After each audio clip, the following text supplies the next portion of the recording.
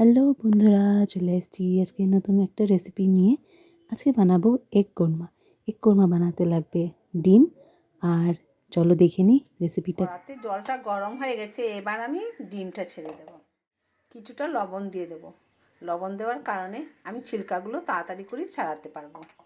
একটা কড়া বসিয়ে একটু রিফাইন তেল দিয়ে দেব।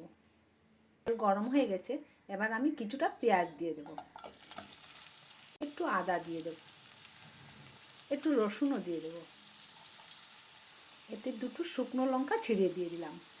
এবার সবকটা একটু নেড়ে ছেড়ে ভেজে নেব। আরও কিছুটা কাজু দিয়ে দেবো।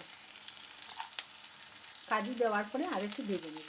ভেজে ঠান্ডা করে আমি এটা পেস্ট করে নেব। এদিকে ডিমটা আমার সিদ্ধ হয়ে গেছে। দেখো কত সুন্দর ডিমটা সিদ্ধ হয়েছে।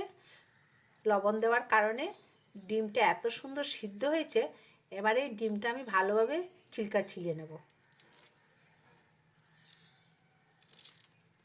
দেখো কত সুন্দরভাবে ছিলকাটা উঠে যাচ্ছে।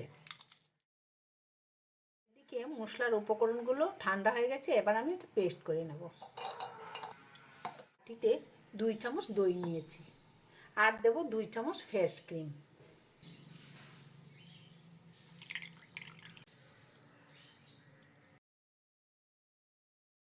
এবার আমি একটু সাদা তেল দিয়ে দেব। ডিমটা আমি এবার ভেজে নেব। ডিমটা ভাজা হয়ে গেছে, এবার আমি তুলে নিচ্ছি। ফোড়নে দেব দারচিনি, এলাচ, লবঙ্গ, শাহি জিরা আর জিরা।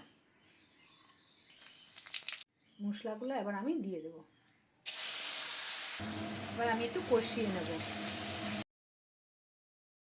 1 চামচ টমেটো সস দেব।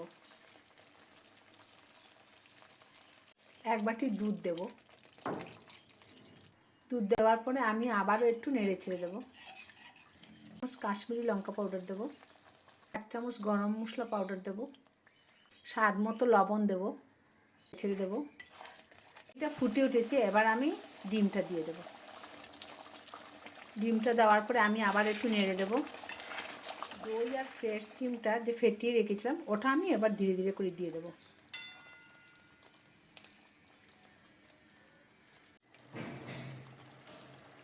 আবারও একটু নাড়াচাড়া করে দেবো।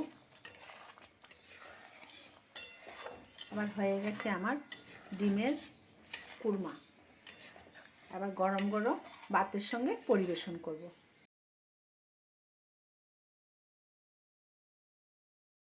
বন্ধুরা, হয়ে গেছে আমার ডিমের কুরমার রেসিপি। দেখতে কেমন হয়েছে, দেখতে যদি ভালো হয় তাহলে তোমরা আমাকে কমেন্টস করবে, লাইক করবে আর সাবস্ক্রাইব করতে কিন্তু ভুলবে না। কেমন?